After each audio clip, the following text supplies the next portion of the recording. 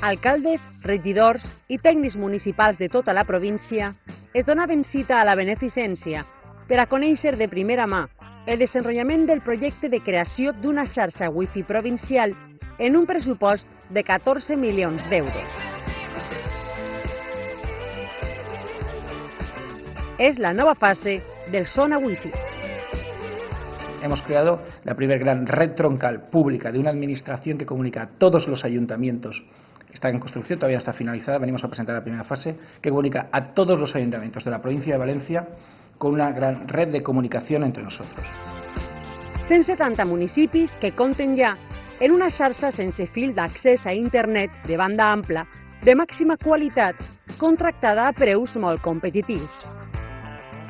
Ens pareix una iniciativa molt bona i molt positiva perquè, a més de donar servici a tots els ciutadans per abaratir el cost de la connexió wifi, a més als ajuntaments també ens dona uns serveis molt bons, molt positius, ens permet tindre càmeres de seguretat, el bando a través de la red wifi, en fi, una sèrie d'avantatges molt positives. Esta xarxa sense fil, creada per la Diputació de València, permet la interconnexió de tots els edificis municipals entre si i d'estos en el centre de procés de dades de la Diputació.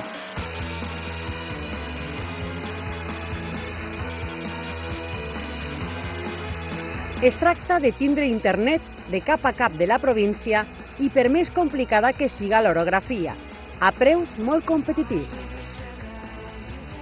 Primer els ajuntaments en les nostres instal·lacions i després qualsevol ciutadà pugui optar a aquest preu molt mòdic i molt assequible per obtindre wifi en cada un.